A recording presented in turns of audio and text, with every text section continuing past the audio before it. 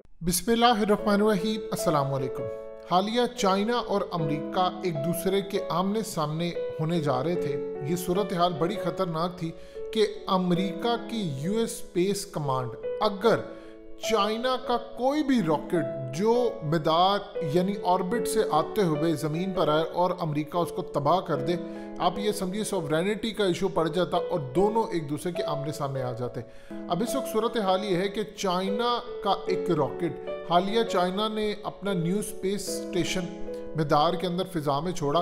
उसके बाद जो उनका रॉकेट है, चूंकि उसके जो लार्ज पीसीज होते हैं क्राफ्ट के, वो ज़मीन पर वापस आते हैं और तकरीबन 28,000 किलोमीटर की रफ्तार से वो वापस आ रहा है और मुकम्मल तौर पर अनकंट्रोल हो चुका है, बेकाबू हो चुका है। इस वीडियो की अहम डिस्कशन चलती रहेगी, लेकिन इससे पहले आप वीडियो को लाइक करें, हकीकत टीवी को सब्सक्राइब कर लें और बेल आइकन पर ज़रूर क्लिक करें। और इस पूरी सूरत हाल के अंदर साइंटिस्ट और यूएस स्पेस फोर्स ने कहा कि हमें खदशा ये है कि ये किसी ऐसी जगह ना जाकर गिर जाए जहां पर इंसानी आबादी का नुकसान हो। पहले उन्होंने कहा कि ये सूरत हाल है, काफ़ी फिजा कायम की। उसके बाद चाइना ने कहा कि ऐसी सूरत हाल नहीं कायम होने जा रही कि ये आबादी पर आकर गिरे। गालबन इम्कान ये है कि इंटरनेशनल वाटर्स पर आकर गिरेगा। अब इसमें इंटरनेशनल एक्सपर्ट्स, एरोस्पेस और पूरी दुनिया अपनी अपनी राय दे रहे थे कि अभी तक आपको 1 घंटा पहले तक भी पता नहीं चल सकता कि चाइना का ये अनकंट्रोल रॉकेट कहां पर आकर गिरेगा।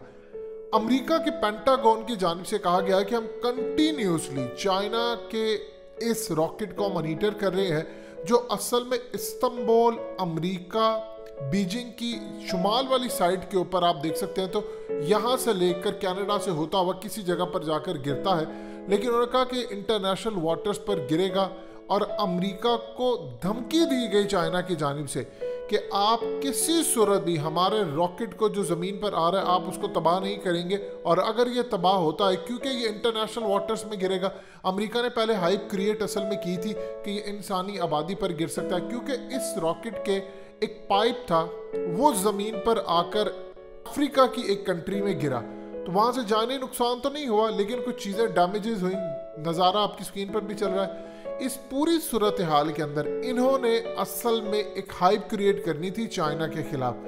देखिए, जब आसमान से कोई रॉकेट आते हैं, कोई पहली मर्तबा नहीं है। अब 21 टन वजनी जो आ रहा है, अमेरिका के भी पहले आते हैं, लेकिन अमेरिका हमेशा से सियासत ये करता है कि वहाँ पर आता है तो पूरी दुनिया में हाइप क्रिएट नहीं होती। अब चाइना का आ रहा है तो पूरी दुनिया में एक हाइप क्रिएट कर दी कि ज़मीन पर आकर टकराएगा, किसी वक्त किसी जगह भी गिर सकता है, तबाही हो सकती है, ये हो सकता है। चाइना ने इसमें मुदाखलत की और पेंटागन को वार्न किया कि हमारा रॉकेट ऊपर से आ रहा है और ये इंटरनेशनल वाटर्स में जाएगा। अगर आपकी जानिब से इसको तबाह करने की कोशिश की जाती है तो ये पूरी जंग की एक सूरत हाल से क्रिएट हो जाती है। लिहाजा उसके बाद पेंटागन ने कहा, जी हमारा कतन कोई इरादा नहीं है इसको शूट करने का, तो सिर्फ इसको ट्रैक कर रहे हैं कि ये ज़मीन पर आता है और बेकाबू होकर गिरता है। अब पूरी दुनिया में असल में इन्होंने अपनी लॉबिंग फर्म के ज़रिए, अपनी चीज़ों के ज़रिए एक हाइप क्रिएट की। हाइप क्रिएट करके इन्होंने बताया कि देखिए, चाइना की जो चीज़ें होती हैं वो पायदार नहीं होती। चाइना ये काम कर देता है, वो नुकसान पहुँचा देता है, लिहाजा इनका ज़मीन पर आना दुनिया के लिए नुकसानदेह। आगे ऑलरेडी आप जानते हैं कि इन्होंने किस तरह पूरी दुनिया में जब बीमारी आई कोरोना, और किस तरह पूरी दुनिया में हाइप क्रिएट की,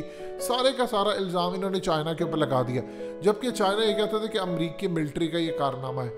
अब असल में स्पेस पर हो रही है बड़ी सख्त लड़ाई। चाइना का जो अगला प्लान ये है, 2 उसने काम करने जा रहे।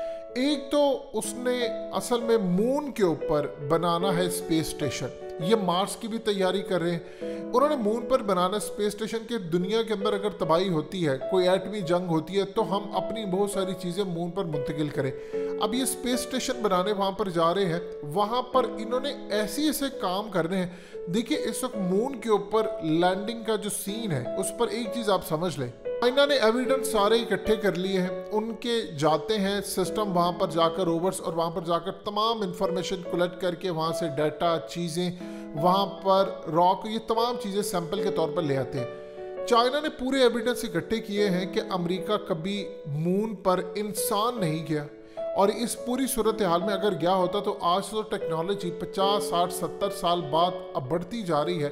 1969 के अंदर इन्होंने जो दावा किया था वो अभी तक सच नहीं हो रहा, क्योंकि आप जब इंसान को आपको चेंज करनी पड़ेगी, उसका इन्वायरमेंट चेंज करना पड़ेगा कि आप जिस तरह मेटल को लेकर ऊपर जाते हैं इसी तरह इंसान को भी लेकर जाएं तो उसको कोई मसला ना हो।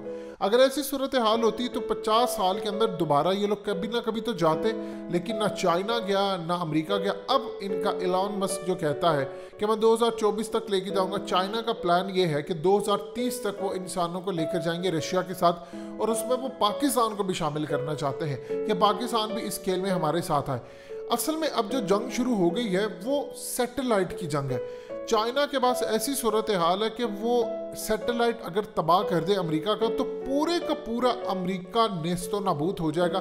देखिए अब वो जंग खत्म हो गई है कि आपके पास हथियार ज़्यादा है, आपके पास फौज ज़्यादा है, आपने मिसाइल जो चलाने हैं, आपने जो उसकी मूवमेंट रखनी है। जिस तरह मिसाल के तौर पर जनरल कासिम की दफ़ा हुआ था, क्या सूरत हाल हुई, ईरान ने मिसाइल फायर किया और अमेरिका ने उसकी डायरेक्शन चेंज कर दी और यूक्रेन के वो जहाज़ के साथ टकराया, उसके बाद नुकसान हुआ।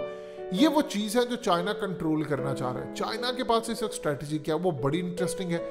चाइना के निशाने पर है अमेरिका के तमाम सैटेलाइट मिसाइल, जो कि अमेरिका ने अपनी एनुअल रिपोर्ट के अंदर भी बताया है कि चाइना इस वक्त इतना पावरफुल हो चुका है कि आप ये मत देखिए कि पर कैपिटा इनकम क्या है, पर कैपिटा इस वक्त अमेरिका आ गया वो है।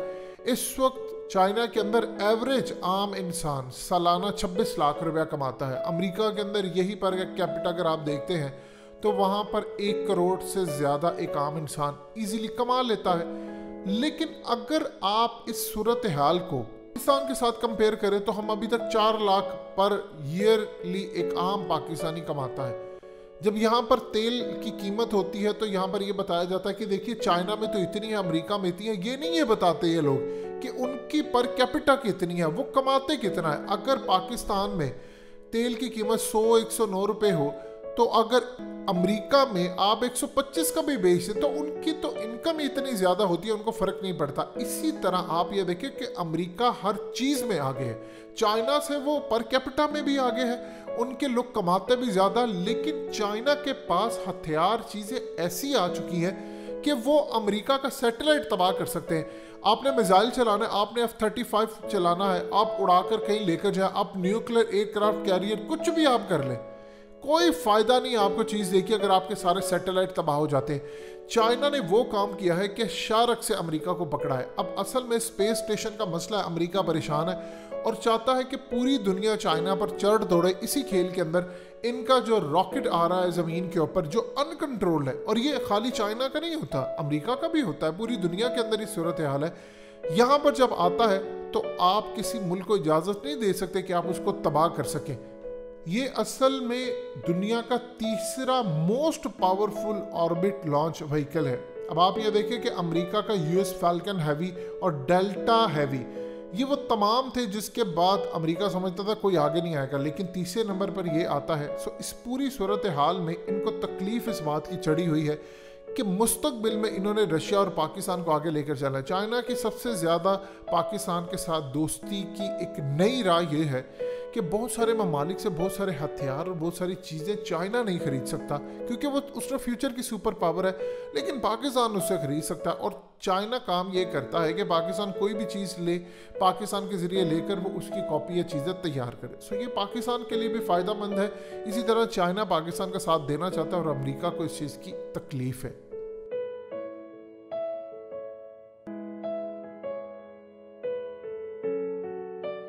हकीकत टीवी को सब्सक्राइब करना मत भूलें, वीडियो को लाइक करें, शेयर करें और कमेंट सेक्शन में अपनी राय का इजहार ज़रूर करें।